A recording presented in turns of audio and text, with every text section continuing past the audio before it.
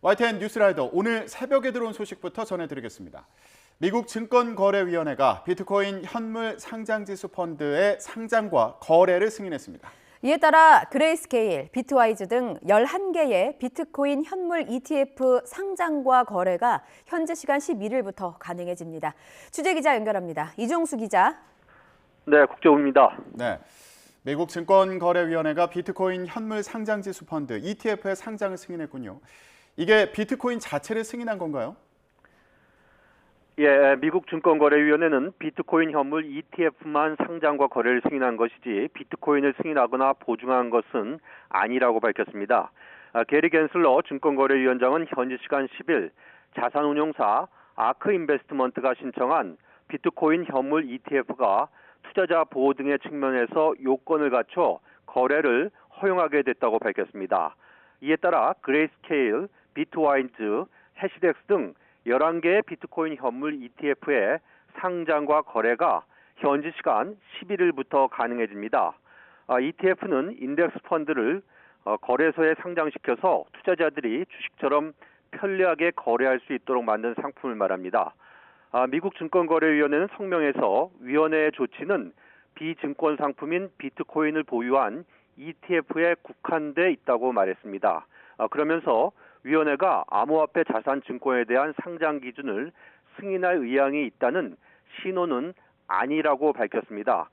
또 비트코인 ETF의 운영자는 상품에 대해 완전하고 공정하며 진실된 정보를 제공해야 하고 상품은 등록된 미국 내 증권거래소에 상장돼 거래될 것이라며 투자자들에 대한 보호 조건을 덧붙이기도 했습니다.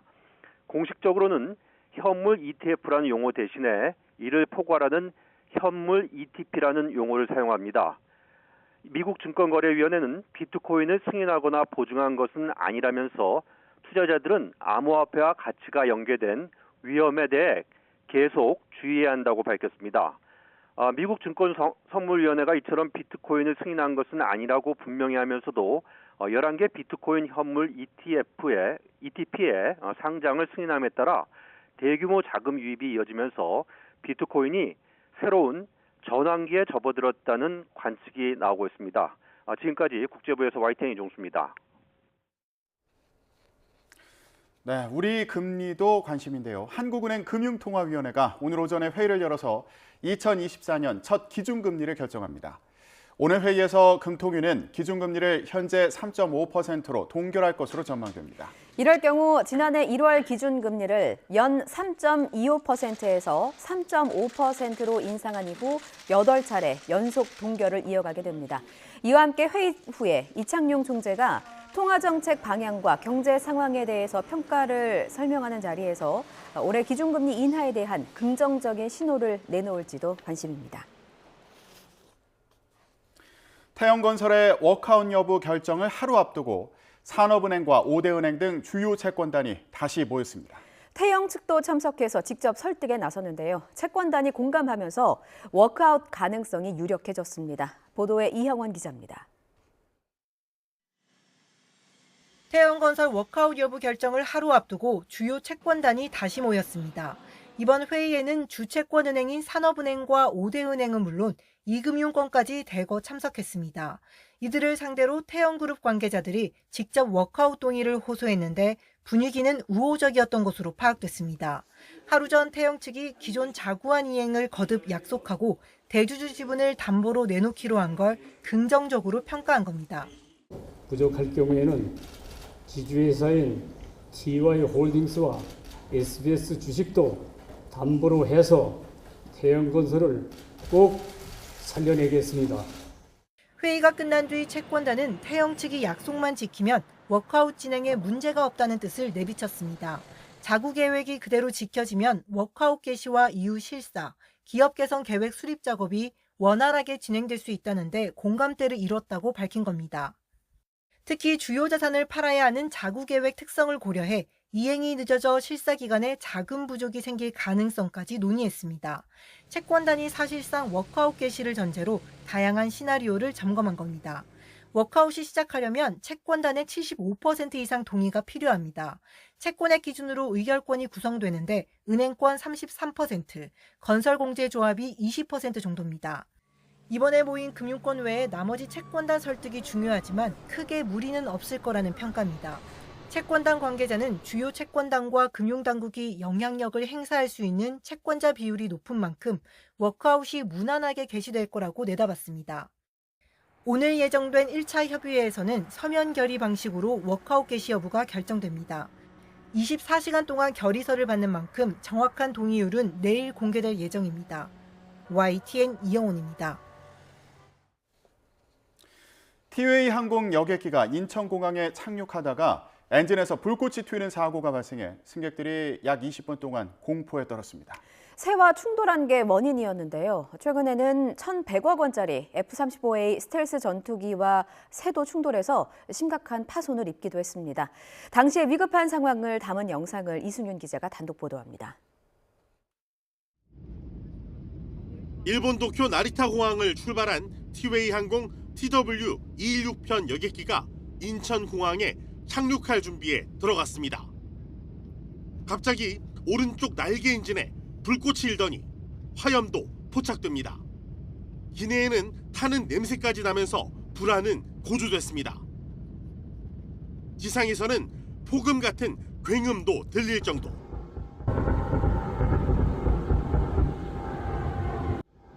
공항 소방대는 활주로로 긴급 출동했습니다. 사고가 난 건 어제 저녁 9시 22분쯤. 여객기는 즉각 착륙을 중단하고 다시 날아오르는 복행을 한 뒤 약 20분 만에 착륙했습니다. 122명이 타고 있었지만 다친 사람은 없었습니다. 하지만 탑승객들은 극도의 불안에 떨어야 했습니다. 번쩍번쩍번쩍거려서 다시 보니까 불 나고 있는 것 같더라고요. 그래서 그때부터 막 손 떨리고 가족들 한마디도 못하고 정말 무서웠어요, 진짜. 비행기 다시 못할 것 같아요.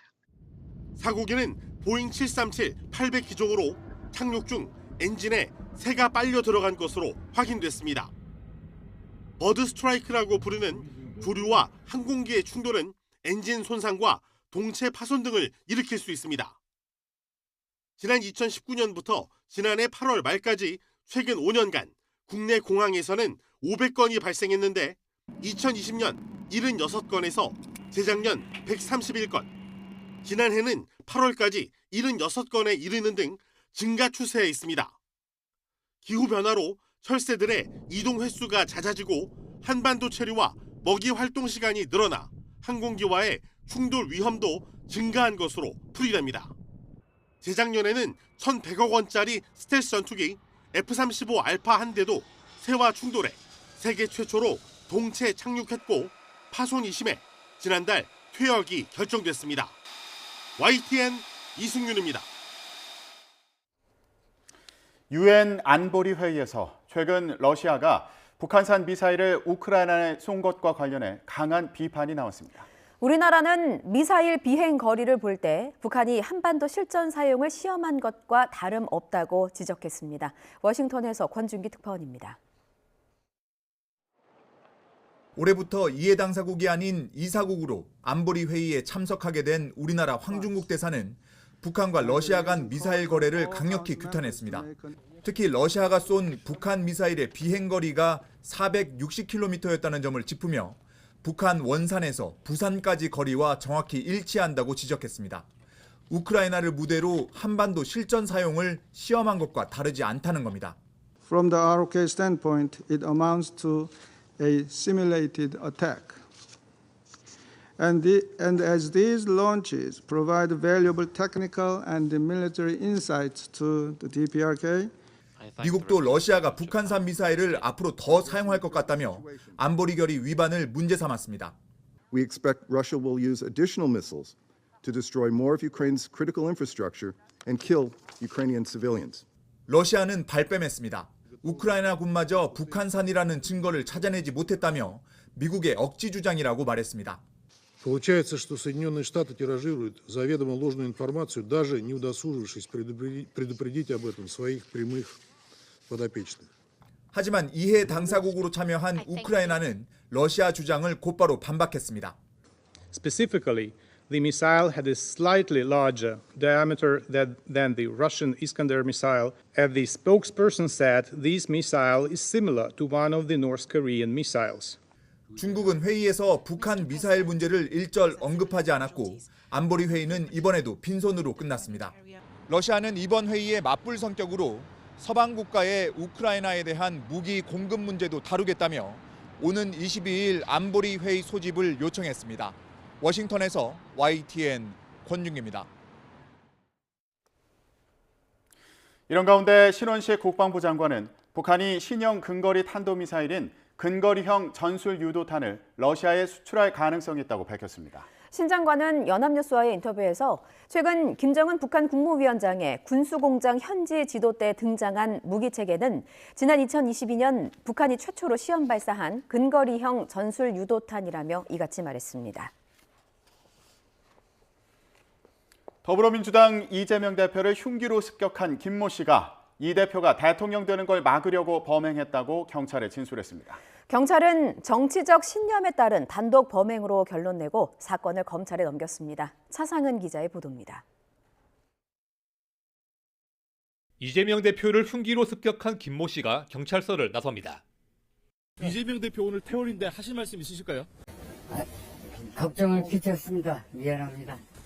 검찰청에 도착해서는 이 대표가 아닌 국민에게 사과했습니다. 국민에게 걱정을 끼쳐서 미안하게 생각하고.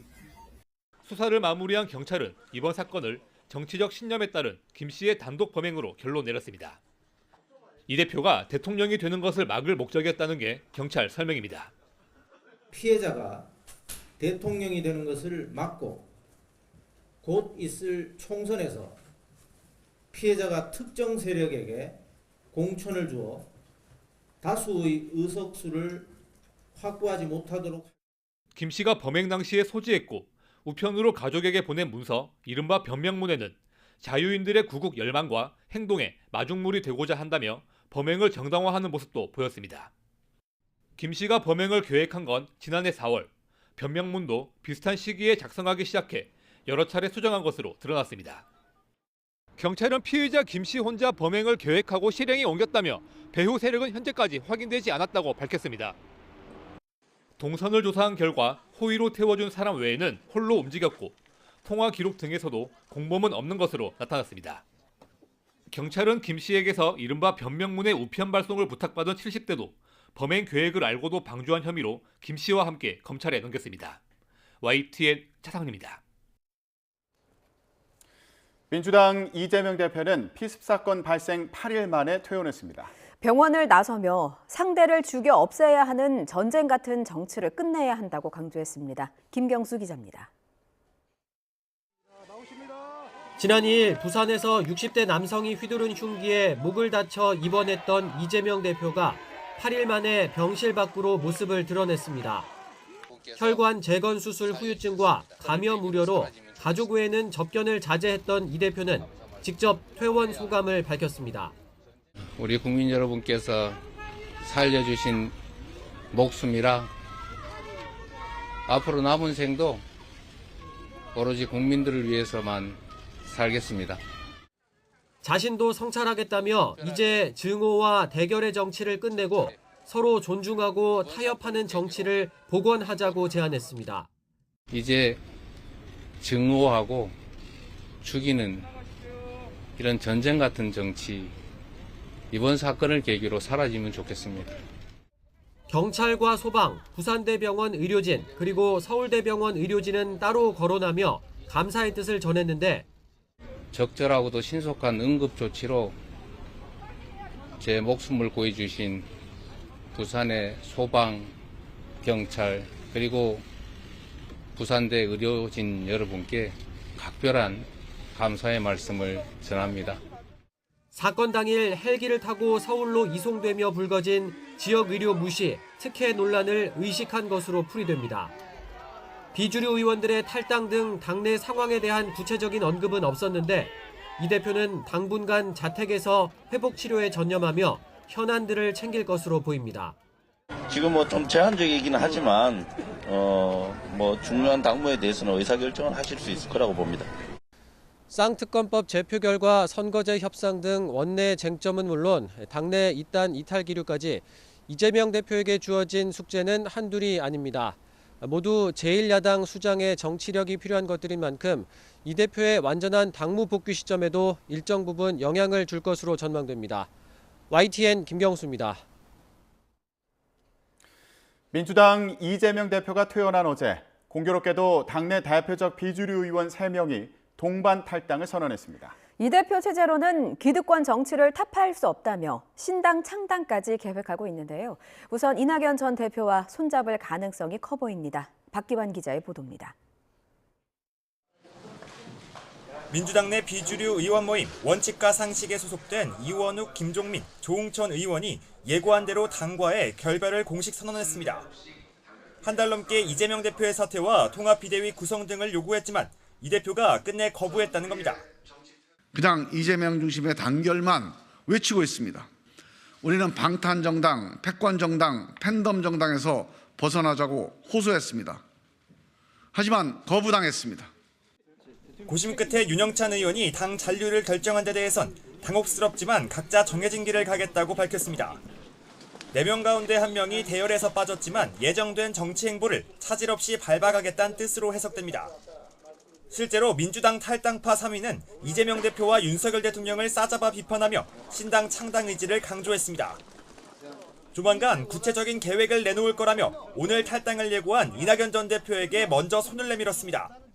자기 기득권을 내려놓을 각오가 되어 있다면 모든 세력과 연대하고 연합할 것입니다. 정치개혁의 주체를 재구성하겠습니다. 민주당이란 같은 뿌리를 두고 있는 이낙연 전 대표 측 역시 탈당파가 추진하는 신당에 합류할 가능성까지 열어두며 화답했습니다. 최소한 우리가 인식을 같이 하는 지금 상황에 대해서 같이 개탄하고 걱정하는 이런 입장에 있는 사람들은 하나로 하리라고 믿고 또 그렇게 기대하고 있습니다. 이재명 대표 퇴원 당일 이뤄진 비주류 의원들의 이별 통보에 친명계에선 날선 반응들이 쏟아졌습니다. 탈당파들의 관심은 오직 권력과 공천뿐이라며 민주당의 이름을 더럽히지 말고 정계 은퇴를 선언하라고 목소리를 높였습니다. 당 지도부는 일단 통합을 강조하며 이낙연 전 대표에 대한 막판 설득 작업과 함께 탈당 후폭풍을 최소화하는 데 주력하는 분위기입니다. 당에서 함께 뭔가 변화도 만들고 필요하면 우리 당이 어떻게 나가기 좋을지를 같이 고민할 수 있다고 저는 생각을 합니다. 그런 방법이 훨씬 더 좋고. 민주당 탈당파 의원들은 이낙연 전 대표는 물론 이준석 전 국민의힘 대표 등 다른 제3지대 인사들과의 연대를 타진할 것으로 보입니다. 거대 양당에 맞서 최대한 영향력을 키우겠다는 건데 이 과정에서 각 세력의 밀고 당기는 줄다리기도 본격화할 것으로 전망됩니다. YTN 박견입니다. 국민의힘 한동훈 비상대책위원장은 민주당 이재명 대표 퇴원 당일 이 대표 피습 사건이 있었던 부산을 찾았습니다. 민주주의의 적인 정치 테러를 용납할 수 없다면서도 국회의원이 방탄으로 재판 지연을 악용하는 사례를 막겠다며 사실상 이 대표를 직격했습니다. 나혜인 기자입니다. 3.15 민주묘지 참배로 PK 일정을 시작한 한동훈 비대위원장은 지역 당원들을 만나 당의 정치개혁 결심을 밝히겠다며 포문을 열었습니다.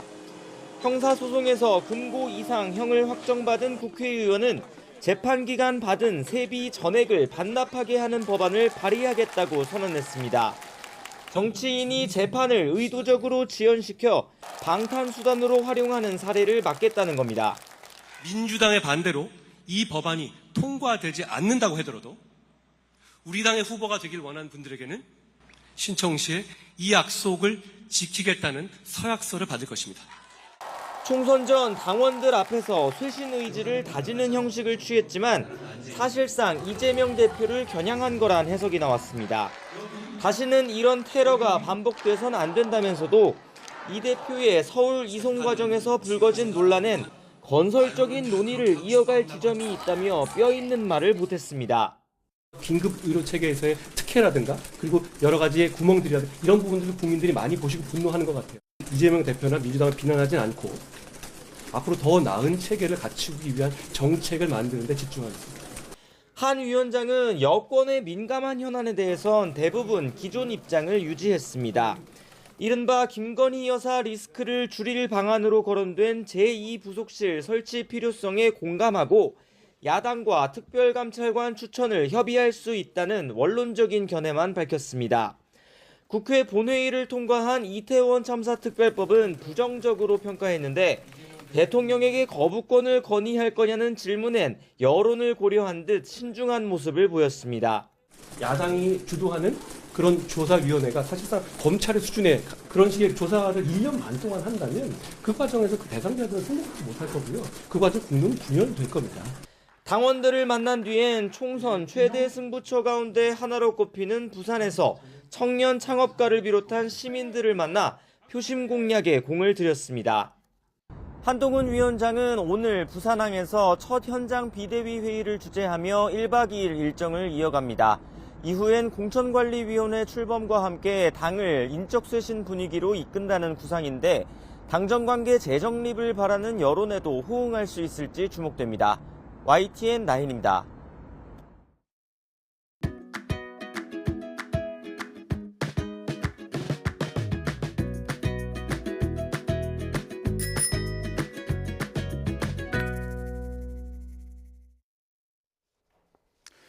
부산을 찾은 한동훈 국민의힘 비대위원장. 부산을 너무 사랑한다며 부산과의 인연을 강조했습니다. 지난 정부 당시 조국 전 법무부 장관 수사를 지휘하다가 좌천됐을 때 얘기를 한 건데요. 들어보시죠. 먼저 단도직입적으로 제가 말하죠. 저는 부산을 너무나 사랑합니다. 저는 지난 민주당 정권에서 할 일 제대로 했다는 이유로 4번 좌천을 당하고 압수수색도 2번 당했었는데요. 그 처음이 바로 이곳 부산이었습니다. 그런데 저는 그 시절이 참 좋았습니다. 그 이유는 제가 괜히 센 척해서 그런 게 아니라 그 이유는 바로 그곳이 바로 이곳 부산이었기 때문입니다. 저는 그때 저녁마다 송정 바닷길을 산책했고 서면 기타학원에서 기타 배웠고 사직에서 롯데 야구를 봤습니다.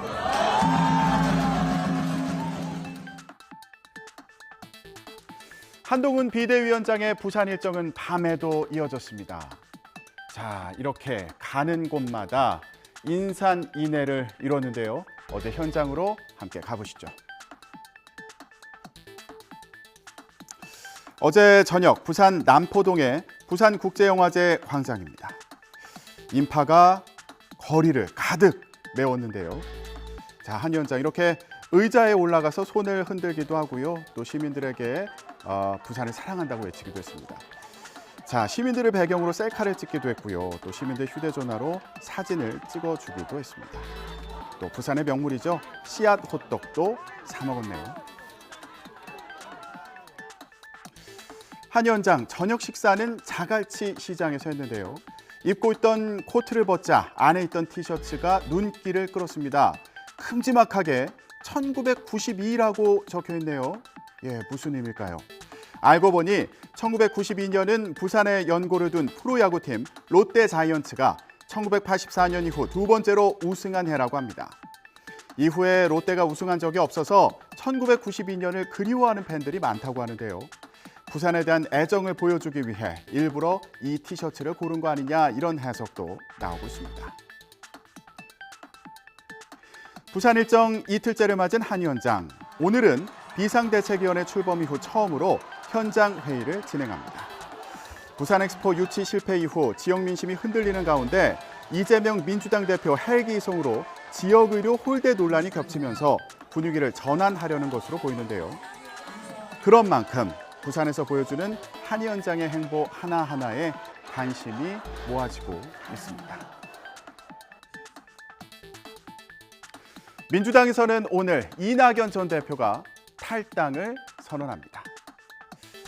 이 전 대표는 오늘 오후 2시 국회에서 기자회견을 열 예정인데요. 그동안의 소회를 밝히고 또 새로운 출발을 알릴 예정입니다. 이 전 대표는 앞서 탈당한 원칙과 상식 의원들과도 협력할 것으로 알려졌는데요.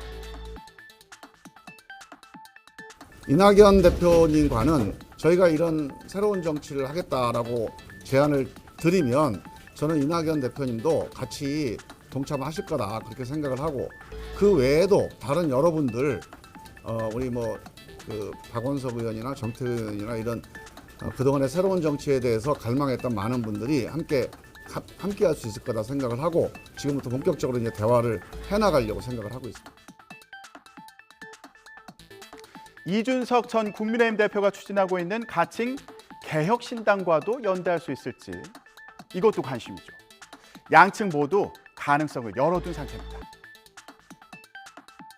이준석 대표가 나는 계속 보수 정당 하겠다. 그러면 저는 얘기하기 어려울 거라고 봅니다. 하지만 기득권 내려놓고 과거에 어떤 정치를 했든지 간에 이제 이 한국 정치의 이 엄중한 상황을 좀 바꿔보기 위해서, 기득권 정치 타파를 위해서 기득권 내려놓고 우리 새로운 정치 해보자, 미래로 가자, 이 미래 세력이 되겠다, 이런 정치인들이 있다면 우리는 털어놓고 얘기를 해볼 거고요. 그 얘기의 결과 어떤 모양이 나올지는 그거는 민심이 결정합니다.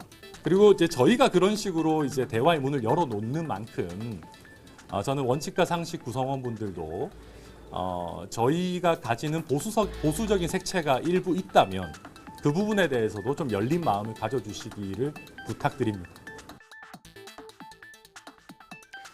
하지만 추구하는 가치가 다른 신당들이 어떻게 융합해 나아갈 것인가는 아직 의문인데요.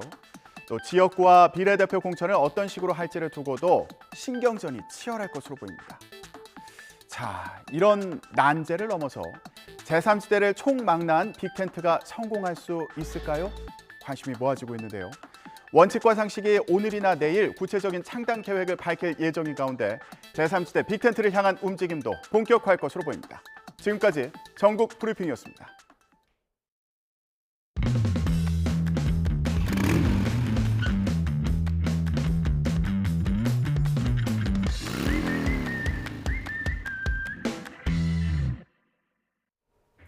YTN 뉴스라이더 함께하고 계십니다. 신림동 흉기 난동범 조선은 법정에서 감형을 갈구했습니다. 반성할 테니까 제발 감형 한번 도와달라. 반성문에 들어있던 문구라는데 반성이 무슨 거래 대상이라도 됩니까? 검찰도 이런 피고인은 처음 본다라고 말했을 정도입니다. 제발이라는 부사는 여기에 더 어울리죠. 제발 사형을 내려달라. 피해자와 유족의 마음일 테고 검찰도 그 마음을 모르지 않았습니다. 검사는 구형문을 읽으며 여러 차례 울먹이기도 했습니다. 자, 한무라비 법전에서처럼 눈에는 눈, 이에는 이로 대할 수 없어서 우리 헌법이 내릴 수 있는 최고의 형벌이 사형밖에 되지 않아서 그저 통탄할 따름입니다. 다음 달 선고 공판이 열리는데요. 제발 피해자들을 기억해 주십시오. 김철희 기자입니다. 지난해 7월 서울 신림동 골목에서 조선은 일면식도 없는 또래 남성 4명에게 마구 흉기를 휘둘렀습니다. 조 씨에게 20차례 가까이 찔린 20대 김모 씨는 결국 목숨을 잃었고 다른 30대 남성 3명도 크게 다쳐 일상으로 돌아오지 못하고 있습니다. 왜 그러셨습니까? 죄송합니다. 계획했다는 거 인정하십니까? 언제부터 계획하신 건가요? 이후 반년 가까운 재판 끝에 검찰은 조 씨에게 법정 최고형인 사형을 구형했습니다. 조선이 전도 유망한 청년을 잔인하게 살해하는 등 여러 피해자에게 신체, 정신적으로 큰 고통을 가했단 겁니다. 조 씨가 반성문에 반성할 테니 제발 감형받게 도와달라고 쓴 부분을 꼬집으며 실제로는 반성의 뜻이 없다고 강조하기도 했습니다. 반면 조 씨 측은 살인의 고의가 없었다고 거듭 주장했습니다. 범행 며칠 전부터 피해 망상 증상이 심해졌고 사물 변별력이 약해진 상태에서 범행을 저질렀단 겁니다. 또 피해자들과 합의를 시도하고 있고 이후에도 피해 회복을 위해 노력할 거라고 호소했습니다. 조선 역시 자신이 어떻게 이런 끔찍한 일을 저질렀는지 이해가 가지 않는다며 연신 고개를 숙였습니다. 다방 주인 2명을 잇따라 살해한 이영복의 신상도 공개됐습니다. 조선도 그랬습니다만 이영복 역시도 비뚤어진 열등감과 분노, 피해의식을 타인의 생명을 앗아가는 잔인함으로 해소했습니다. 이렇게 큰 죄를 저지르고도 무서워서 도망쳤다네요. 경찰은 범죄가 잔인하고 혐의를 입증할 증거가 충분해서 신상을 공개했다고 설명했습니다.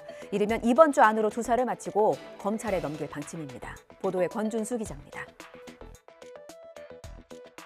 지난해 12월 30일 경기 고양시에서 60대 여성 다방 주인을, 불과 6일 뒤에는 경기 양주시에선 또 다른 다방 주인을 살해한 57살 이영복. 다방 주인 2명의 목숨을 잔인하게 앗아가고 금품을 빼앗은 범인의 신상이 공개됐습니다. 구속된 이영복의 정면 얼굴을 찍은 머그샷도 이 씨 동의를 구해 공개됐습니다. 1월 25일부터는 더욱 폭넓게 대상 범죄가 확대될 뿐만 아니라 당사자의 동의 여부를 불문하고 머그샷도 온전히 공개할 수 있게 됩니다. 그렇지만 이영복은 그 법 시행 이전이지만 자신의 동의를 거쳐 그 머그샷도 공개되게 됐습니다. 이영복은 경찰 조사에서 교도소 생활을 오래 하면서 스스로 약하다고 느껴 무시를 당한다고 생각했고, 술을 먹으면 강해 보이는 모습을 보여주고 싶었다고 범행 이유를 설명했습니다. 그러면서 서울을 거쳐 강원도 강릉까지 도주한 이유를 묻는 질문에는 그냥 무서워서 도망갔다고 대답했습니다. 어제 오전에는 충남 당진에서 또 다른 생명이 목숨을 잃을 뻔했습니다. 출근에 나선 여성이 옆집 남성이 휘두른 흉기에 머리와 어깨 등을 크게 다친 건데요. 가까스로 살아남았지만 안전한 삶에 대한 믿음은 생명을 잃은 것과 다름없습니다. 흉기로 습격한 30대 남성은 현장에서 도주했다가 붙잡혔는데요. 범행 동기는 아직 밝혀지지 않았습니다. 피해자가 치료 중이어서 수사는 시간이 좀 더 필요할 것으로 보여요. 양도근 기자의 보도입니다. 경찰차가 다급하게 달려옵니다. 소방차가 부상자를 태우러 서 있고 경찰이 주변을 돌아다니며 상황을 살핍니다. 오전 8시 반쯤 충남 당진시에 있는 한 빌라에서 출근길에 나서던 여성을 30대 남성이 흉기로 공격했습니다. 흉기에 여러 번 공격당한 여성은 머리와 등, 어깨 등을 다쳐 병원으로 옮겨졌습니다. 여성을 공격한 직후 차를 타고 도망쳤던 남성은 경기도 안양시에서 경찰에 긴급 체포됐습니다. 두 사람은 같은 빌라에서 바로 옆집에 살고 있던 거로 알려졌습니다. 하지만 왜 공격을 했는지 범행 동기는 아직 밝혀지지 않았습니다. 경찰은 여성이 병원에서 치료를 받고 있어서 피해자 조사를 제대로 하지 못했다고 전했습니다. 어제 박수홍 씨 친형 부부에 대한 결심 공판이 있었습니다. 이 부부의 혐의를 잠시 정리하면요. 10년 동안 동생 박수홍 씨의 돈과 또 운영하던 연예기획사 돈 등 61억 원을 빼돌린 혐의로 기소됐었습니다.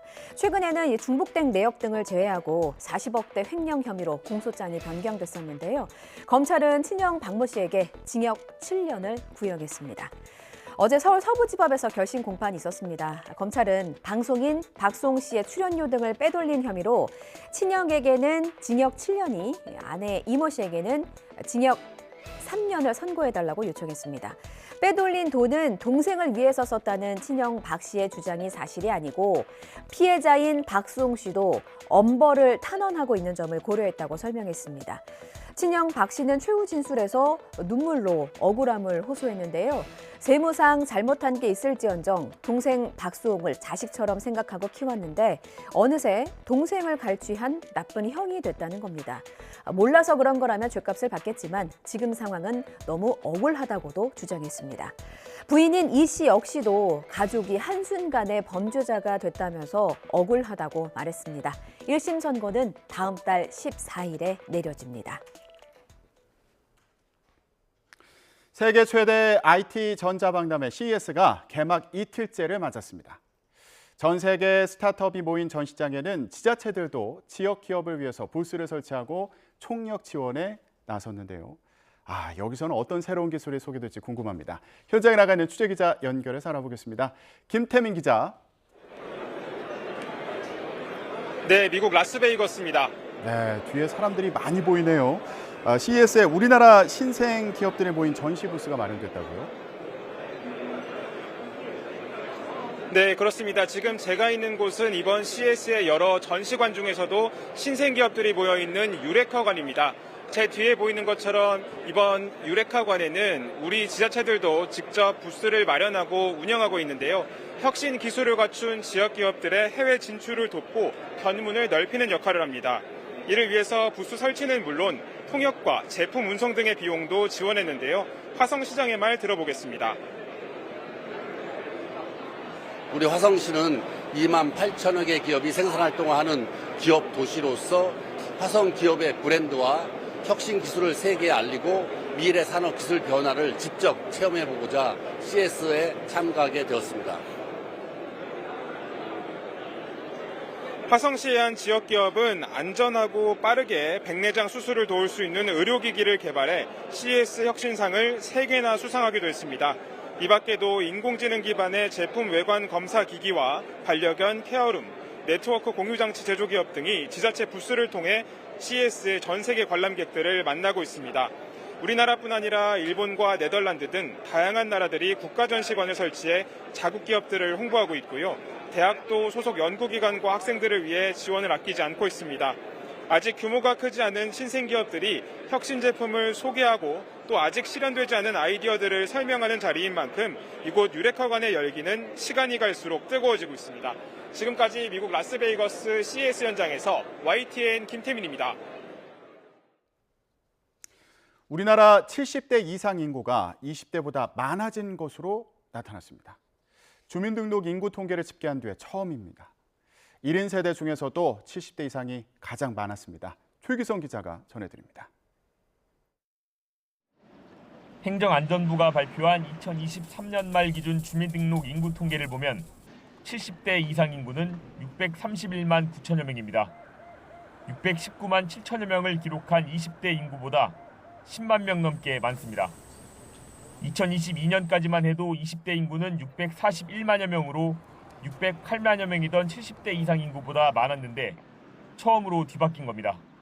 주민등록 인구 통계 집계 이래 처음으로 70대 이상 인구가 20대 인구를 추월했습니다. 건강에 대한 관심이 높아지고 의료기술이 발달함에 따라 고령 인구가 증가한 게 주요한 원인이라고 봅니다.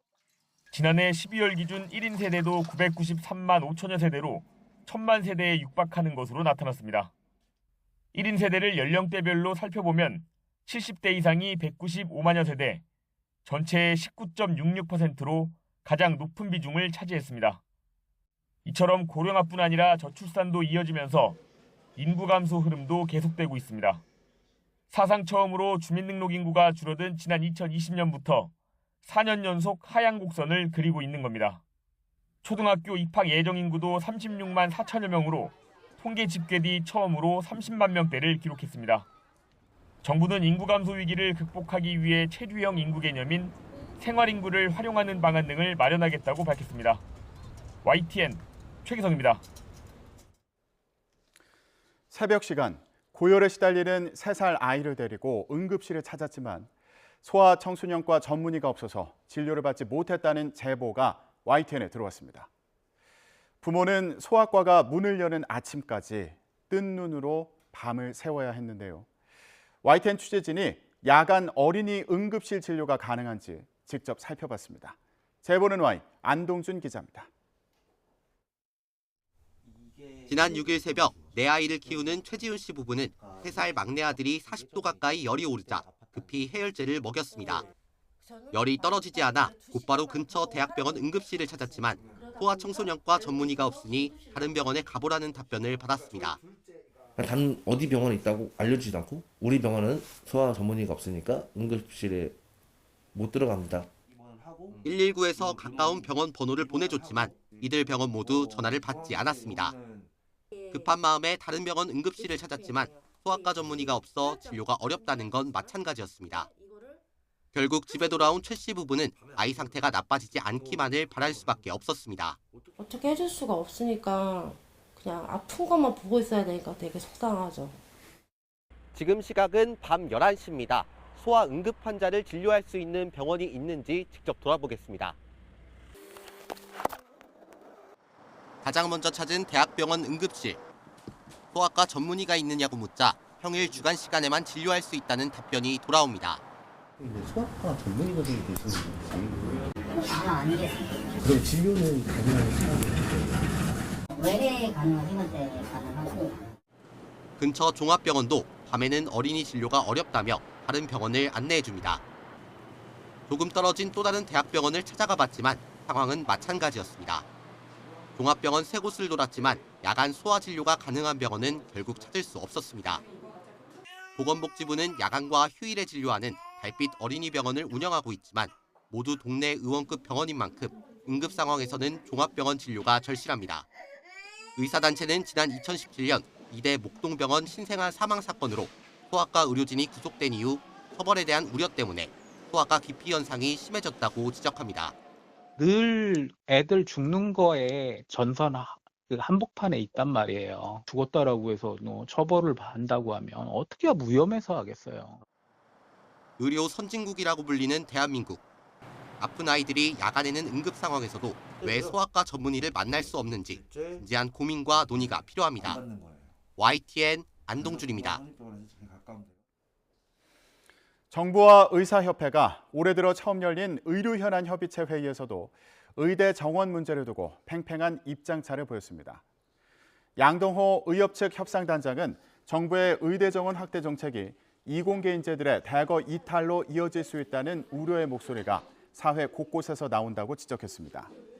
그러나 김한숙 복지부 보건의료정책과장은 필수 지역의료의 근본적 문제를 해결하기 위한 의사 인력 확대는 많은 국민의 수건 정책이라며 속도감 있게 추진하겠다고 강조했습니다. 의사협회는 또 의대 학장과 교수단체가 밝힌 의대 정원 350명 증원안이 의미 있다고 주장했지만 복지부는 앞서 발표된 정부의 수요 조사가 의학교육의 여건을 고려한 것이라고 맞섰습니다. 독감을 비롯한 호흡기 감염병 유행이 계속되자 보건당국이 의원급 표본감시기관을 1.5배 수준으로 확대하기로 했습니다. 질병관리청이 195개 의원급을 대상으로 수행한 독감 환자 표본감시 결과 12월 5주차 의심 환자는 외래 환자 1000명당 49.9명이었습니다. 12월 2주차에 61.3명으로 정점을 찍고 감소하다가 다시 증가세를 보이자 의원급 감시기관을 300곳으로 늘려서 감시를 강화하기로 했습니다. 코로나19 양성자도 최근 다시 증가세로 전환해 설명절을 앞두고 고위험군을 상대로 백신 접종을 독려할 방침입니다. YTN 단독 보도입니다. 국가하천인 진이천을 포함해서 경기도 평택시 일대 7km가 넘는 하천에 유해 물질이 유입됐습니다. 인근 공장에서 불이 나 보관 중이던 유해 물질 일부가 흘러든 것으로 추정되는데요. 당국이 긴급 방제 작업에 돌입했습니다. 이 밖에 사건 사고 소식까지 박광열 기자가 전해드립니다. 강물이 마치 물감을 들이부은 듯 푸르스름한 빛으로 변했습니다. 경기도 평택시 일대를 흐르는 관리천과 진이천 모두 7.4km 구간에서 발생한 일입니다. 물 색깔이 염색한 것보다 더한데 위로 쭉 올라가 보니까 계속 올라간다 그러더라고요. 몇 킬로 정도가. 앞서 지난 9일 밤 하천에서 그리 멀지 않은 한 위험물 보관 창고에서 불이 났습니다. 8시간 만에 큰 불길은 잡혔지만 이 과정에서 보관하던 유해물질 일부 에틸렌 다이아민이 하천에 유입된 것으로 보입니다. 부식성이 있는 피부 독성 물질로 몸에 흡수되면 알레르기 반응 등 위험이 있어 취급할 때 보호복과 장갑 착용 등이 요구됩니다. 문제는 피해를 본 진위천이 주요 철새 도래지인 동시에 농업용수로 활용할 만큼 중요도가 크다는 겁니다. 안성천과 합류한 뒤 아산호를 거쳐 서해로 흐르는 만큼 상당 구간은 국가하천으로 지정됐을 정도입니다. 물고기 다 뜨고 악취 너무 심하고요. 어머니가 여기 60평생, 70평생 사신 분인데 물고기 떠오르는 거 보고 깜짝 놀라서. 소방과 지자체는 인력과 중장비 등을 동원해 긴급 방제뚝을 설치하는 등 유해물질 확산을 막는 데 힘을 쏟고 있습니다. 확산을 막기 위해서 방제뚝도 설치를 하고 그런 상황이고 유해물질을 다른 곳으로 흘러 들어가지 못하게 뚝을 샀으니까 이제 제거하겠다는 조치 계획이. 어젯밤 9시쯤 서울 올림픽대로 행주대교와 방화대교 사이에서 차량 한 대가 분기점 안전시설을 들이받았습니다. 운전자 1명이 다쳤고 도로 일부가 통제돼 한동안 정체가 빚어졌습니다. 어제 저녁 7시쯤에는 경남 합천군 돼지 사육 농장에서 불이 났습니다. 1시간 반 만에 꺼졌지만 돼지 1000여 마리가 폐사하고 농장 3개동이 탔습니다. 이어 충북 보은군 양계장에서도 불이 나 닭 4천여 마리가 폐사했습니다. 소방당국은 정확한 화재 원인을 조사하고 있습니다. YTN 박광렬입니다. 고병환성 조류인플루엔자 중앙사고수습본부는 경북 의성군 소재 산란계 농장에서 고병환성 AI 발생이 확인됐다고 밝혔습니다.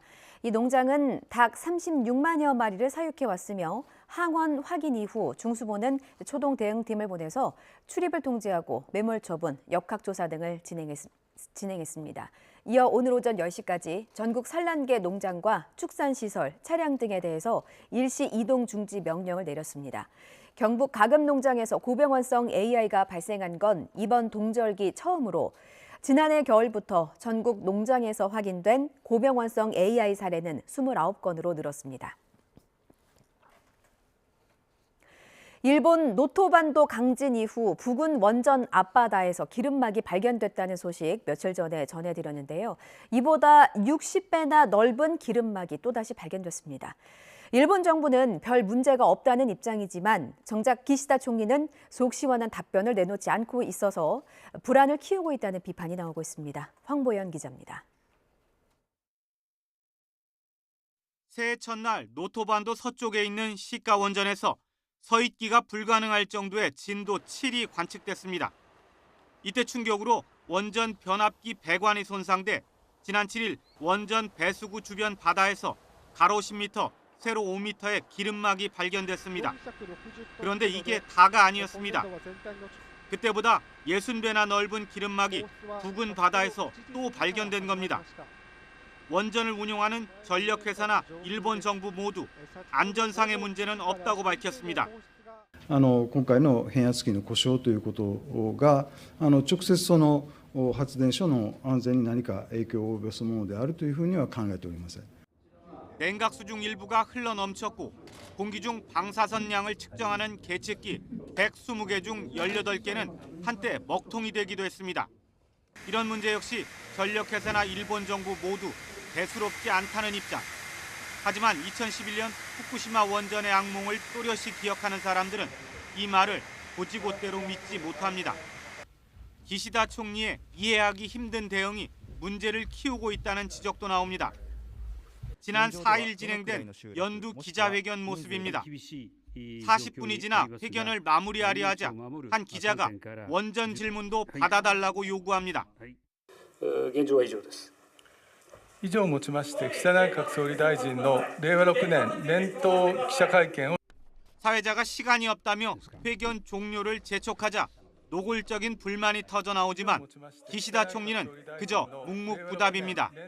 いただきます。大変恐縮ですが、現在挙手いただいている方につきまして 취임 일성으로 열린 귀를 강조한 기시다 총리가 원전에 대해선 유독 귀를 닫고 있다는 비판이 확산하는 가운데 시카 원전에 대한 일본 내 불안감은 쉽사리 사그라지지 않고 있습니다. YTN 황보열입니다.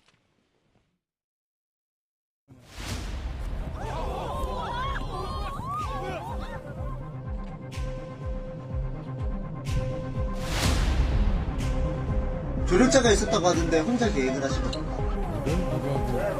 계획을 같이 하겠습니다. 피해자가 대통령이 되는 것을 막고 총선에서 피해자가 특정 세력에게 공천을 주어 다수의 의석수를 확보하지 못하도록 당신은 때 브리핑이 있겠습니다. 중요한 기자들이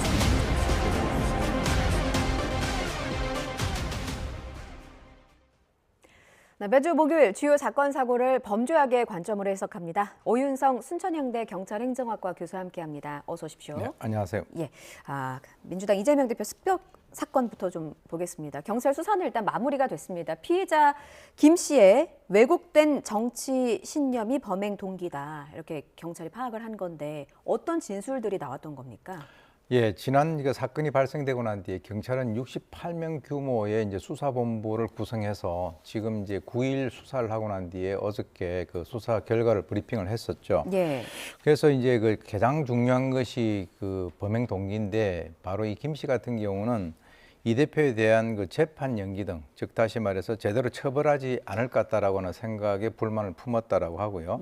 그리고 이제 이 대표가 대통령이 되는 것을 막고 총선에서 특정 세력에게 공천을 줘서 다수 의석을 확보를 할 수 없도록 그런 의도로 이제 살해를 결심했다, 이렇게 진술을 했습니다. 예. 이와 이제 유사한 내용이 사실은 그 소위 변명문이라고 하는 거기에 자세히 여러 번 그 언급이 돼 있다라고 지금 경찰이 발표를 했고요.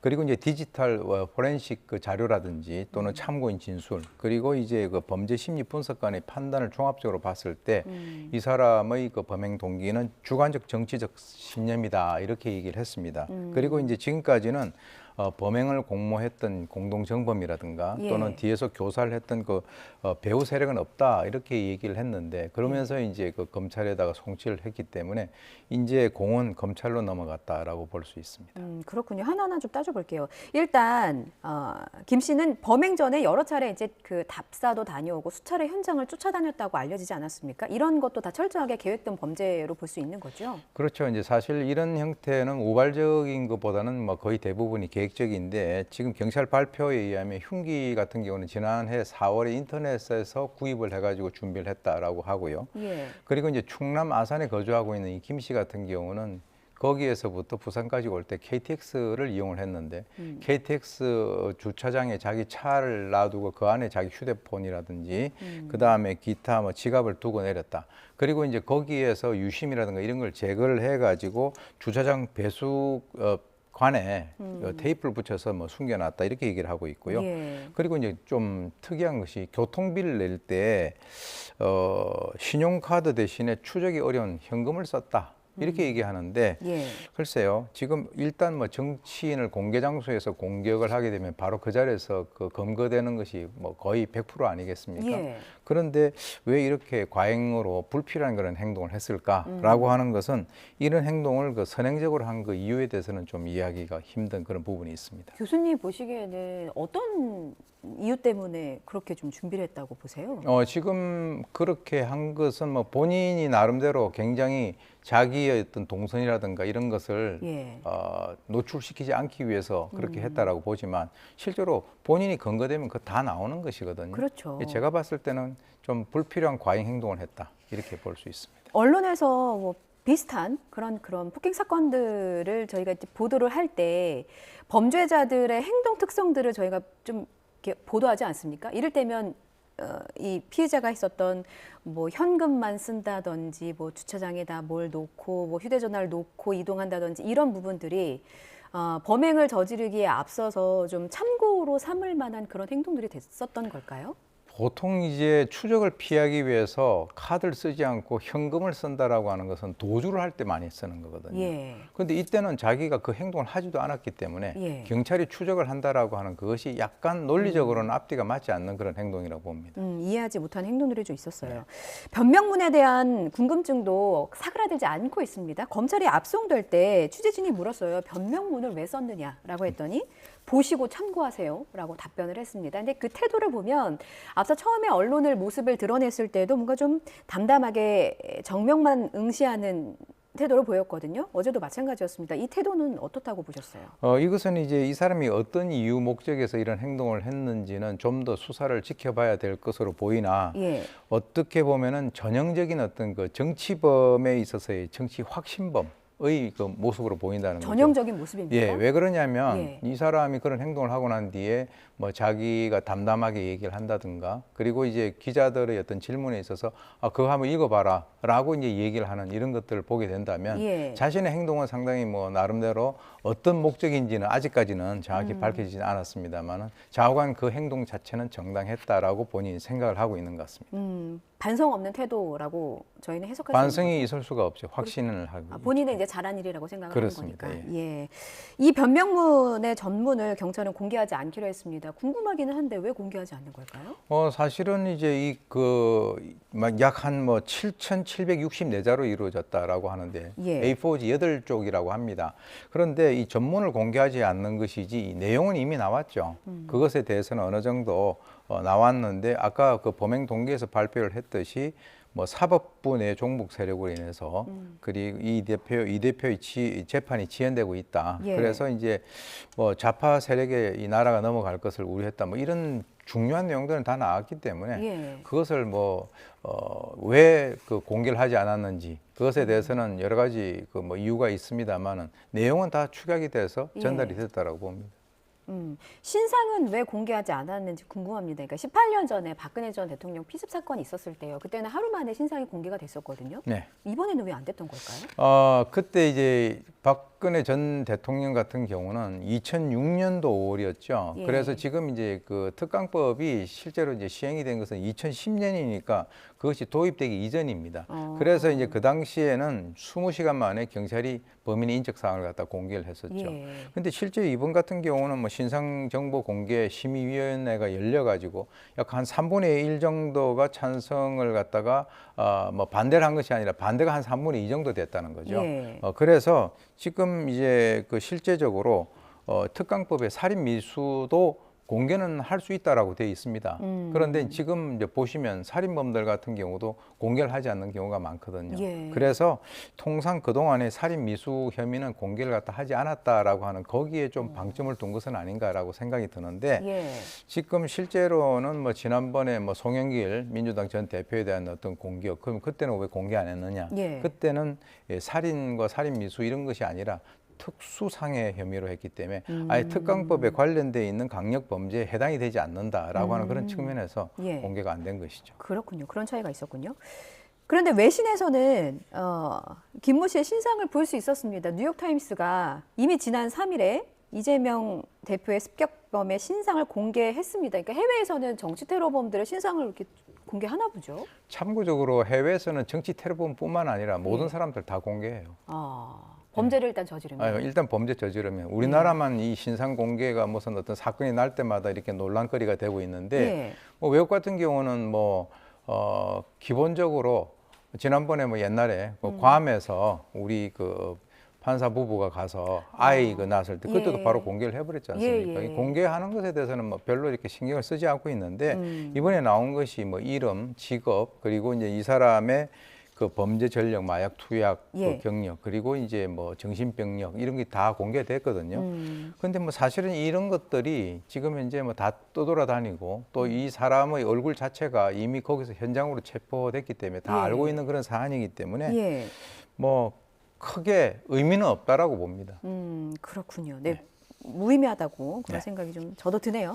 마지막으로 정당 가입 이력이 비공개됐습니다. 정당법을 이유로 들었는데 일각에서는 이게 좀 사문화된 법이 아니냐라는 지적도 나오고 있어요.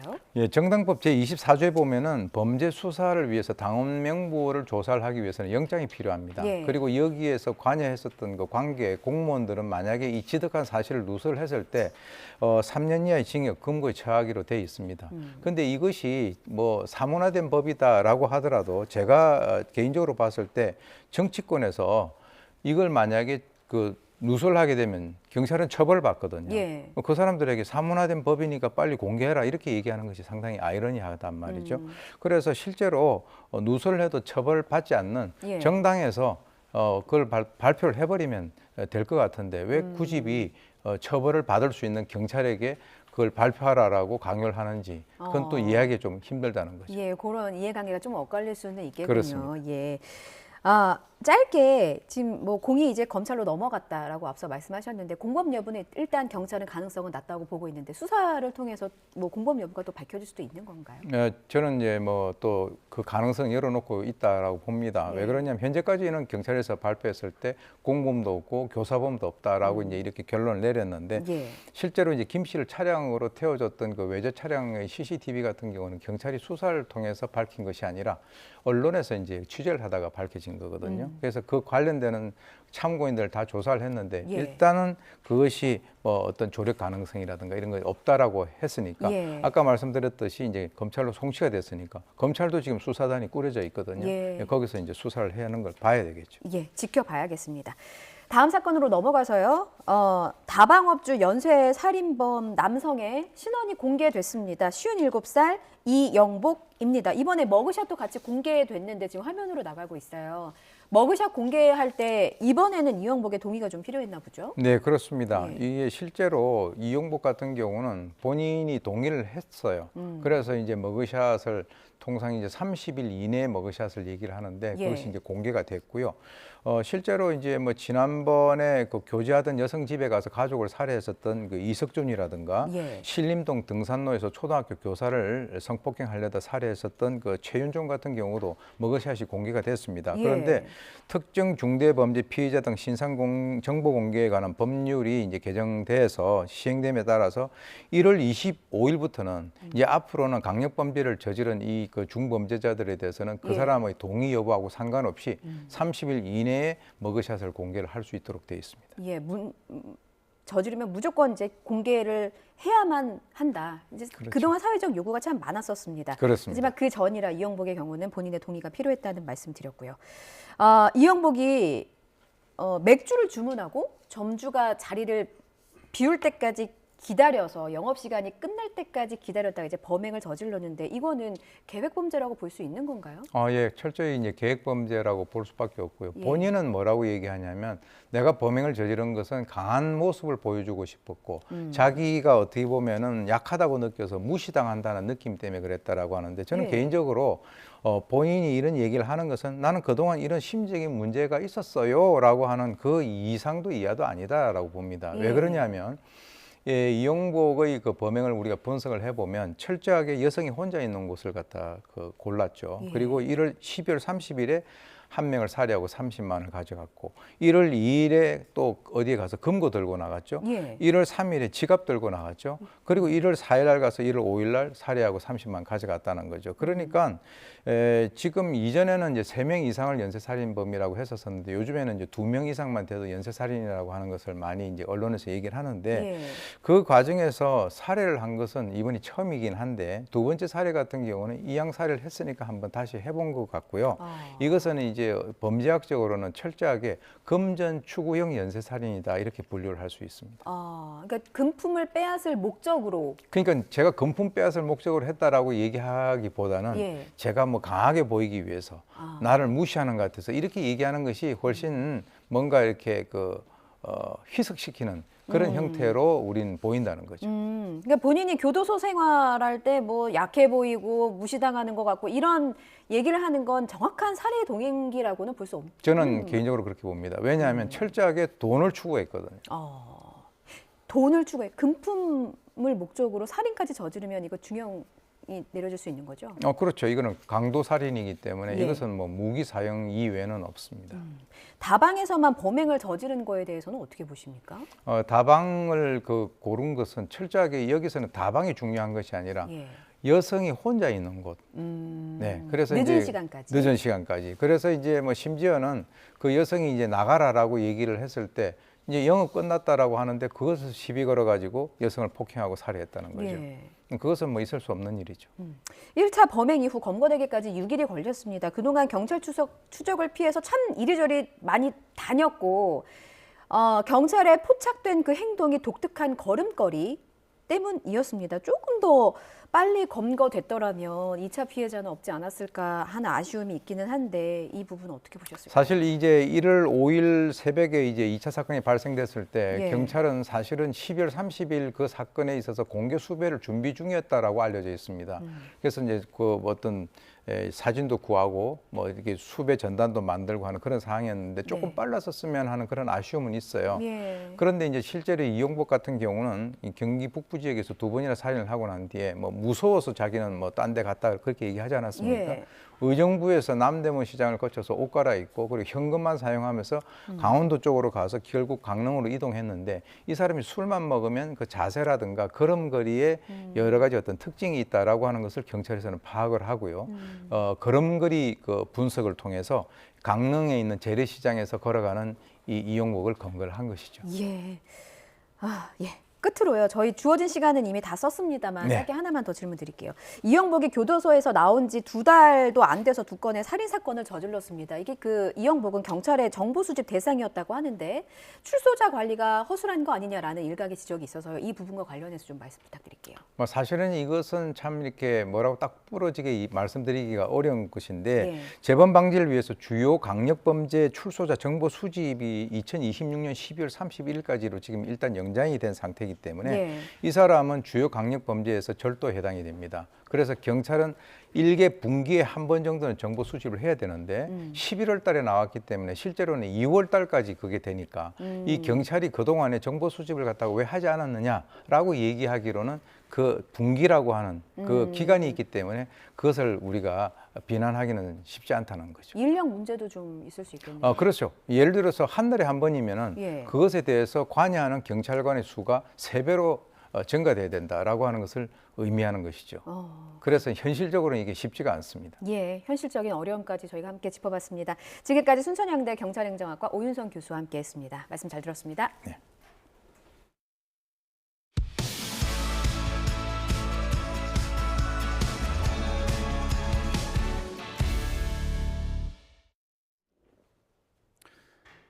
네, YTN 뉴스라이더 함께 계십니다. 22대 국회의원 선거 90일 전인 오늘부터 인공지능에 기반한 이른바 딥페이크 영상 등을 이용한 선거운동이 금지됩니다. 중앙선거관리위원회는 지난해 12월 28일에 개정된 공직선거법에 따라 선거일 전 90일부터 선거일까지 선거운동을 위해서 딥페이크 영상 등을 제작, 편집, 유포, 상영할 수 없다며 이같이 밝혔습니다. 이를 위반할 경우 7년 이하 징역형이나 최대 5천만 원 이하 벌금형을 받게 됩니다. 고위공직자 범죄수사처의 1호 사건으로 기소됐던 김형준 전 부장검사가 항소심에서도 무죄를 선고받았습니다. 수사랑 논란이 끊이지 않는 공수처가 또다시 체면을 구긴 셈인데요. 김진욱 처장 임기를 열흘 남겨놓고 후임 인선까지 지연되면서 안팎으로 진퇴양난입니다. 부장원 기자입니다. 이른바 스폰서 검사 사건의 당사자인 김형준 전 부장검사는 검찰 동료였던 변호사에게 수사 편의를 봐주고 뒷돈 1,000만 원을 챙긴 혐의로 또다시 재판에 넘겨졌습니다. 고위공직자 범죄수사처가 직접 기소한 첫 사건이어서 주목됐지만 기대와는 달리 1심에 이어 2심에서도 무죄가 선고됐습니다. 항소심 재판부는 1,000만 원은 빌렸다 갚은 돈으로 보이며 제출된 증거로는 뇌물이라는 주장이 증명되지 않았다고 밝혀 사실상 수사가 미진했다고 판단했습니다. 공수처는 출범 후 3년 동안 직접 기소한 사건에서 유죄 0건이라는 초라한 기록을 벗지 못하게 됐습니다. 의혹만을 근거로 제기된 사건에 대해서 항소심 재판부까지 증거와 법리에 따라서 현명하게 판단을 해주신 것으로 생각합니다. 당장 오늘 20일 퇴임하는 김진욱 처장의 후임 공수처장 인선도 난항입니다. 윤석열 대통령에게 추천할 최종 후보 2명을 추리기 위해 6번째 회의가 열렸지만 40여 분 만에 성과 없이 끝나면서 수장 공백 사태는 기정사실이 됐습니다. 여기다 국민권익위원회와의 갈등 국면까지 펼쳐졌습니다. 후임 처장 인선을 놓고 김 처장과 여운국 차장이 나눈 문자가 부정청탁이라는 신고를 접수하고 권익위가 두 사람에게 대면 조사를 요구하고 나선 겁니다. 공수처는 적법 절차가 아니라며 반발하지만 사정기관 수뇌부가 다른 정부 기관과 알력 다툼을 이어가면서 좀처럼 영이 서지 않는 모습입니다.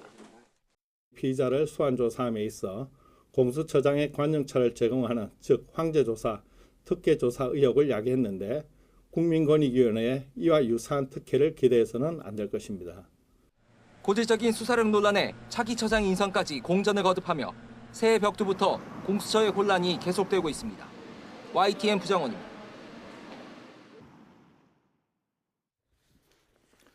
미국 증권거래위원회 SEC가 가상자산인 비트코인의 현물 ETF를 최종 승인했습니다.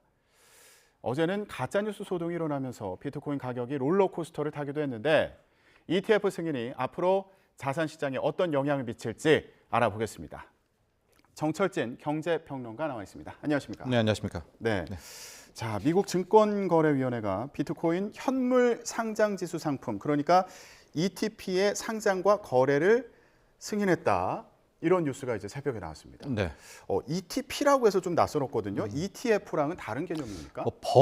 지수 추정 상품이다 이렇게 보시면 될 것 같습니다. ETF라는 게 Exchange Traded Fund고요. 이것은 네. Exchange Traded Product의 개념인데 이게 너무 익숙한데 좀 더 설명을 하자면은 어떤 지수 추정하는 펀드들이 있잖아요. 예. 우리가 그래서 인덱스 펀드라고 하는데 펀드라고 한다면 우리가 어디 가서 가입을 하고 환매를 하는 개념인데 이것을 쪼개서 주식 시장에 상장을 시킨 겁니다. 예. 그래서 우리가 이걸 상장 지수 펀드. 그렇기 때문에 이건 실질적으로 우리가 주식 거래하듯이 뭐 분초 단위로 사고 팔고를 할 수 있게 만든 것이고요. 근데 여기서 이제 굳이 ETF가 아니라 우리 이제 편의상 비트코인 현물 ETF라는 표현을 쓰는데 ETP가 정확한 명칭입니다. 그러니까 상위 개념인 거죠? 상품이다라는 개념이었었고 예. 뒤에 또 설명을 하겠지만은 아직까지 주식으로서의 개념은 허락하지 않는다고 했거든요. 그러니까 주가 거래소에서 뭐 비트코인이나 이더리움은 받아주지는 않겠다. 이건 암호화폐 거래소에서 해라는 이제 선은 그었습니다. 근데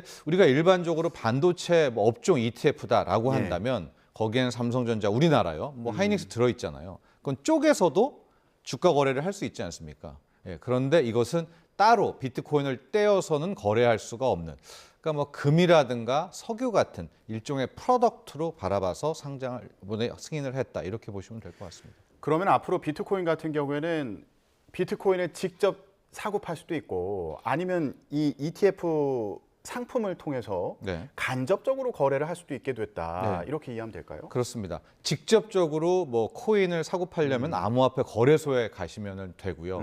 이제 비트코인을 직접 거래소는 아니고 그러나 이 비트코인 현물 ETP도 가격의 움직임은 비트코인과 같이 움직이는 거거든요. 예. 그렇기 때문에 왜 근데 ETF, 뭐 ETP를 활용을 했느냐? 이렇게 될 경우에는 실질적으로 연금 계좌에 미국인들의 이제 들어갈 수가 있는 뭐 이런 여러 가지 편의성들이 있습니다. 예. 그렇기 때문에 그런 또 다른 수요층을 공략할 수가 있게 되는 거죠. 그렇군요.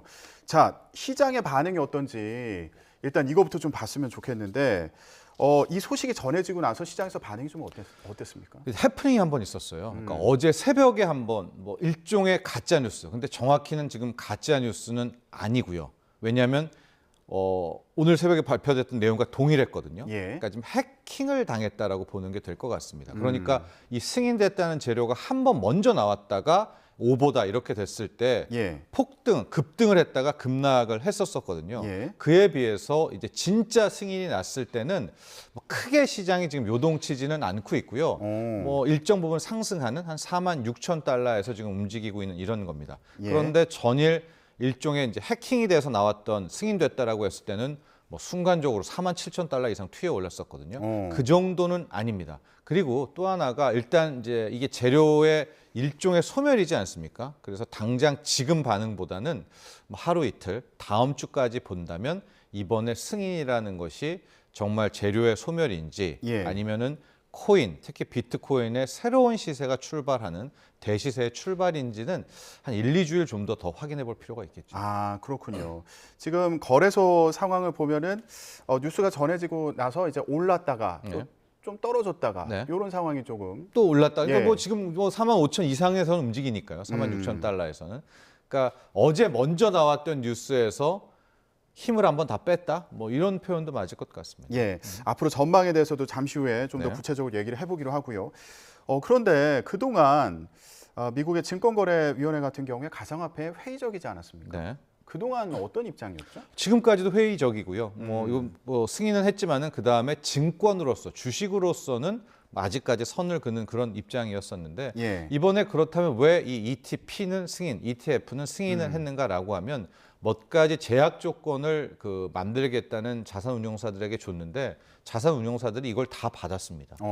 환매할 때 현금으로도 환매해주겠다. 수수료도 어마어마하게 낮췄어요. 지금 수수료 경쟁도 치열하고요. 마켓 메이커 노릇도 뭐 철저히 하겠다라고 해서 그러니까 본격적으로 허락을 했다라는 표현보다 허락을 승인을 안 해줄 수 없었다라는 표현이 더 정확할 것 같아요. 왜냐하면 조건들을 다 맞춰서 왔기 때문에 물론 뭐 비트코인 같은 경우에도 누가 얼마를 갖고 있고 지분 구조가 어떻게 되고 뭐 이더리움은 누가 몇 프로 갖고 있는지 모르죠. 그렇기 때문에 계속해서 주식으로서의 인정할 수는 없다라고 하지만 우리가 프로덕트 개념에서 보면 석유라든가 금이라든가 뭐 얼마나 매장돼 있는지 누가 갖고 있는지는 알 수 없잖아요. 그럼에도 불구하고 원유 ETF, 금 ETF가 상장돼서 ETF로 거래되고 있지 않습니까? 아마 그런 거의 일환으로 파악을 하지 않았나 싶습니다.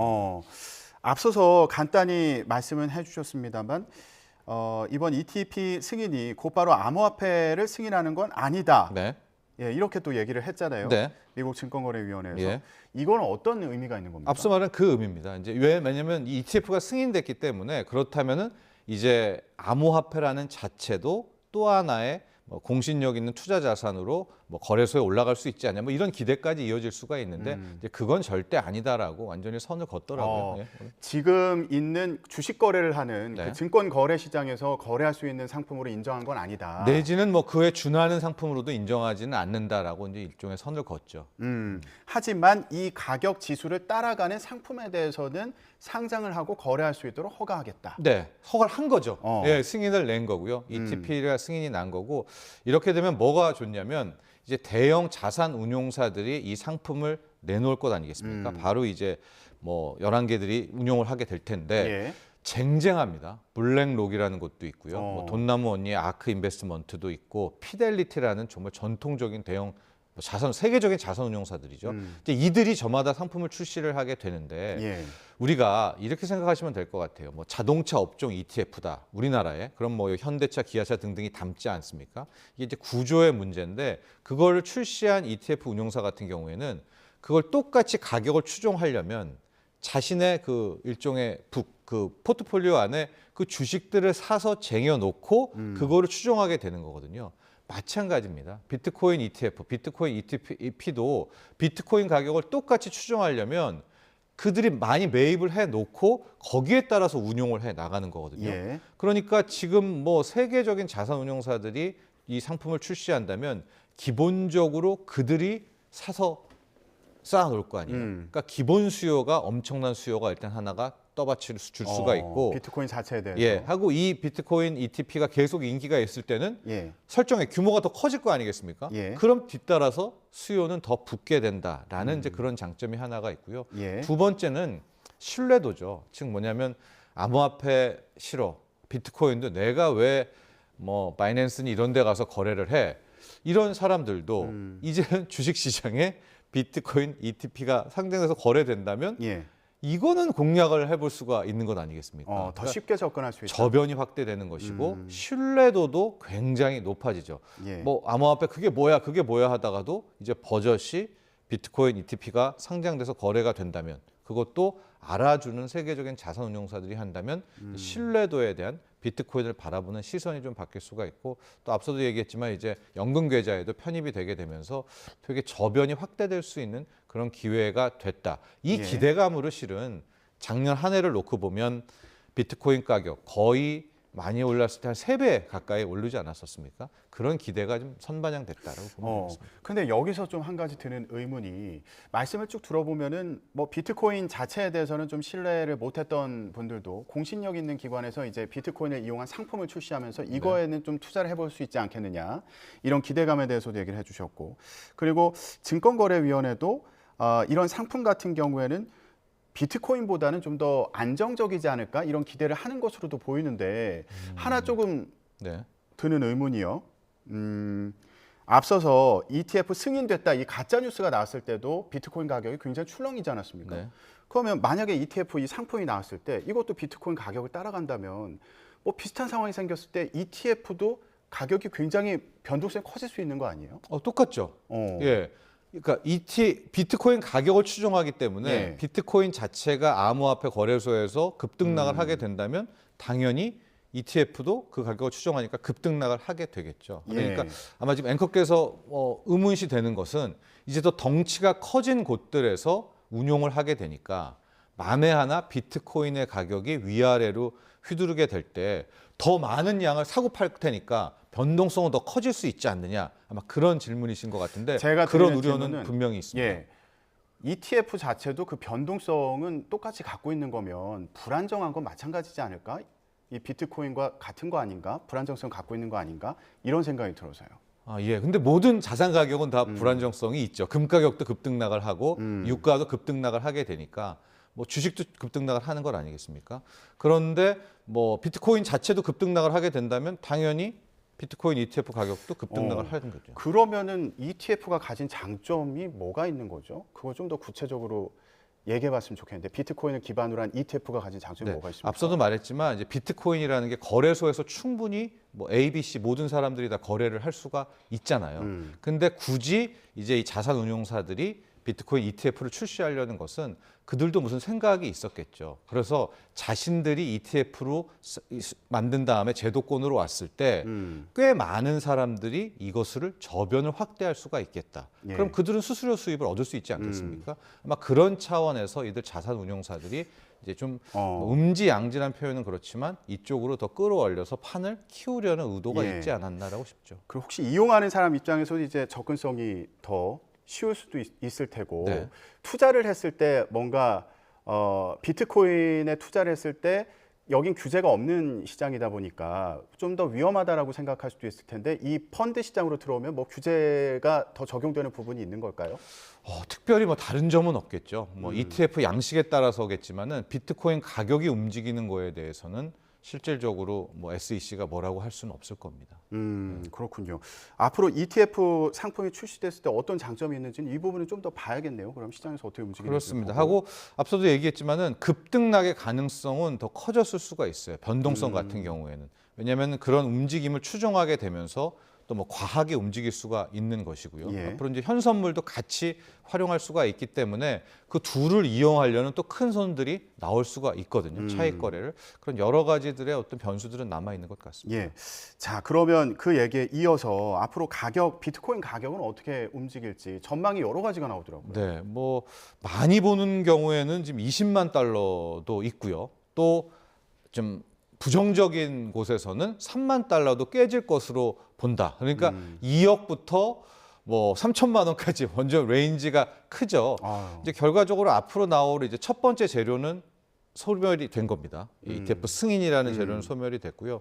두 번째 재료가 반감기에 대한 이슈가 남아 있어요. 예. 그래서 이제 올 4월이 되면 반감기를 또 맞이하게 됩니다. 이렇게 될 경우에는 좀 복잡하기는 한데 이제 문제 풀기가 굉장히 어려워져서 보상이 이제 잘 안 나와요. 그러니까 채굴한 양이 이제 줄어들는 뭐 이렇게 생각하시면 될 텐데 공급이 예. 줄어들게 돼서 뭐 역대적으로도 반감기 근방에서는 또 가격이 튀어올랐던 그런 사례들이 있었는데 이 반감기의 그 이슈도 이게 작년 오른 거에 뭐 선반영됐는지 아니면 그 반감기 앞서서 또 한 번 더 점프업을 할지는 그건 누구도 알 수 없는 부분인데 이제 두 번째 재료가 있겠고요. 그것도 이제 소멸인지 확인을 해야 되고 마지막 세 번째는 역시 그래도 금리 하락, 달러 약세, 이 재료가 매크로 재료가 아닌가 싶습니다. 결과적으로 지금 뭐 자산 가격이라는 것이 달러 약세, 금리 하락과 연동되어 있는 부분이기 때문에 지금 시장이 이렇게 주식도 꿈틀대고 특히 뉴욕 증시도 다시 꿈틀대고 비트코인 가격도 작년 한 해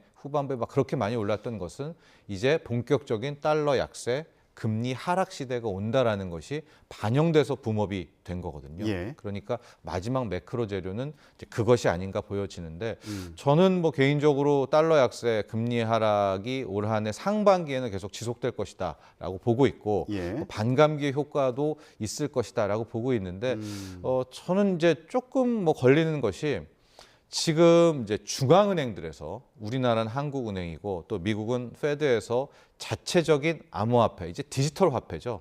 CBDC라는 센트럴 뱅크 디지털 커런시라는 자체적인 디지털 화폐를 이제 출시를 합니다. 그러니까 쉽게 말하면 달러 코인, 우리는 원화 코인들이 나오게 될 때 과연 이 중앙은행들에서 이 민간 암호화폐 이 시장을 어떻게 바라볼 것인가? 여기에 대해서는 글쎄요, 좀 저는 좀 혹독하게 다루지 않을까라는 생각도 있거든요. 예. 그런 게 저는 좀 리스크로 남아 있다고 보여집니다. 뭐 그동안 1년 사이에 이미 가격이 많이 올랐다 이런 얘기를 하면서 강북 아파트 평단가에서 강남 아파트 평단가까지 올라갔다 뭐 이렇게 비유하는 경우도 있더라고요. 예, 그렇습니다. 예. 이미 기대감이 많이 반영됐다 이런 의미로 해석을 해봐도 되겠습니다. 시장은 똑똑하니까 모든 재료들을 더 빨리 이제 반영을 했었을 텐데 지금 이제 뭐 비트코인을 비롯해서 암호화폐 쪽에 또 이제 이쪽을 좋아라 하시는 분들은 이게 비트코인이 됐으니까 뭐 이더리움은 아니냐 뭐 이런 식으로 전반적인 시장의 붐업을 또 기대하시는 분들도 분명히 있습니다. 예, 자 상승을 기대하는 시선도 있고요. 그리고 이미 뭐 가격에 기대감이 반영된 거 아니냐 이런 여러 가지 시선이 나오고 있어서 좀 더 장기적으로 봐야 된다. 예, 이런 말씀도 이해가 되고 금리 인하도 결국에는 비트코인 가격에도 영향을 미치지 않겠냐고 말씀을 해주셨는데. 미국의 기준금리 인하가 예상이 되고 있는 상황이잖아요. 그러면 언제부터 시작할까? 요거 참 궁금한 상황이죠. 저는 5월로 보고 있는데 왜 그렇습니까? 시장은 한 2, 3주 전에는 3월까지를 보다가 12월에 연준 의사록이 공개되면서 지금 3월, 5월, 6월, 거의 7월까지도 이제 뒤로 밀린 이제 그런 상황이 되고 있습니다. 그러나 왜냐하면 이제 12월 연준 의사록에서 생각만큼 이제 페드 연방준비제도 이사회가 금리 인하에 강력한 또 의지를 천명하지는 않았거든요. 오히려 뭐 추가 인상 금리 가능성도 얘기하면서 일단 금리 인하의 시기는 굉장히 후퇴됐는데요. 중요한 부분은 이제 앞으로 지표들이 계속 나올 거거든요. 물가 지표도 나올 것이고 고용 지표도 나올 것이고 이런 것들이 나올 때마다 이게 뭐 3월이야, 5월이야, 7월이야 아니면 금리 인하를 3번에, 4번에, 5번에가 계속 바뀔 가능성이 높아요. 그러니까 즉 과거의 연준은 이런 지표 데이터를 참조는 하지만 본인들이 이끌어서 가거든요. 그러니까 지표가 어느 정도 나오더라도 한번 금리를 세게 올린다라고 하면 그냥 끝까지 올리고 좀 만족스럽지 못해도 한번 경기 부양을 위해서 금리를 내린다라고 하면 끝까지 내리고 뭐 이런 좀 주도적인 입장의 연준이었다면 지금 제롬 파월 의장의 연준은 상당히 수동적입니다. 그러니까 지표 보고 오히려 시장 연준 우리가 같이 움직이는 이제 이런 대목으로 바뀌었기 때문에 당장 오늘 밤 나오게 될 뭐 12월 소비자 물가 상승률 또 다음 달 초에 나오게 될 1월의 미국의 고용시장 이런 것들에 따라서 계속해서 그런 횟수라든가 뭐 시작점이 바뀔 것도 같습니다. 네, 알겠습니다. 미국의 금리 인하 전망까지 짚어봤습니다. 네, 지금까지 정철진 경제평론가와 함께했습니다. 말씀 고맙습니다. 감사합니다. 오늘도 내륙을 중심으로는 안개가 짙게 끼었습니다. 짙은 안개에 영하권 날씨까지 겹치면서 도로 위에 살얼음이 발생한 곳이 많은데요. 기온이 영상권으로 오르기 전까지는 도로 미끄럼 사고에 주의하셔야겠습니다. 안개에 미세먼지까지 겹치면서 시야도 무척 답답한데요. 현재 서울의 초미세먼지 농도는 60 마이크로그램으로 평소보다는 2~3배가량이 짙게 나타나고 있습니다. 나오실 때는 미세먼지용 마스크도 챙기시는 게 좋겠습니다. 현재 자세한 미세먼지 상황부터 살펴보겠는데요. 대기가 정체되면서 중서부와 전북, 경북의 초미세먼지 농도가 짙어져 있고요. 인천과 대전, 세종과 충남 지역에는 초미세먼지 주의보도 내려져 있습니다. 밤에는 중국발 스모그까지 유입되며 대기질이 더 악화하겠는데요. 호흡기 건강 잘 챙기셔야겠습니다. 오늘 낮 기온은 서울이 5도, 광주가 7도, 부산 11도 등으로 비교적 온화함이 감돌겠습니다. 하지만 하늘빛이 차차 흐려지겠고 늦은 밤에는 강원 내륙과 산간에 눈이 조금 내리겠습니다. 당분간 심한 추위 없겠지만 일요일에는 중서부와 호남 지방에 비나 눈이 내릴 전망입니다. 오늘 동해안에는 초속 15m 안팎의 매우 강한 바람이 불겠는데요. 안전사고에 주의하셔야겠습니다. 지금까지 YTN 신미림입니다. 뉴스라이더 마치겠습니다. 고맙습니다.